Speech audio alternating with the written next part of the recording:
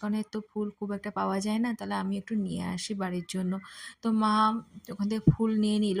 তারপর মা বলল, "আমিও একটু বসি, আমারও একটু এখানে বসতে ইচ্ছা করছে।" তখন আমি, মা, নয়তান সবাই একটু বসে রইলাম, উঠতেই ইচ্ছা করছিল না। কিন্তু এদিকে শুভ তাড়া দিচ্ছিল, কারণ রাত হয়ে যাবে বলে বাড়িতে ফিরতেই হবে। কিন্তু বাড়ি যাওয়ার আগে আমি একবার শপে এসেছিলাম, ইস্কনে যে শপটা থাকে সেখানে আমার গোপালের জন্য কিছু জিনিস নেওয়ার ছিল, সেগুলো নিতে গেলাম। আর মাও বলল আমারও কিছু জিনিস নেওয়ার আছে। কিন্তু নতানের এই সুন্দর বড় গোপাল দেখে খুব ভালো লাগছিল, বারবার গায়ে হাত বোলাচ্ছিল যে মাম্মা কত বড় গোপাল দেখো, যে হ্যাঁ সেটাই। কিন্তু শুভ তাড়া দিচ্ছে, কারণ রাত হয়ে যাবে অনেকটাই, আর আকাশে মেঘও ধরেছে, বৃষ্টি চলে আসবে। এদিকে প্রসাদ বিতরণ চলছিল। তো মা বলল ইস্কনের প্রসাদ নিয়েই তাহলে যাব।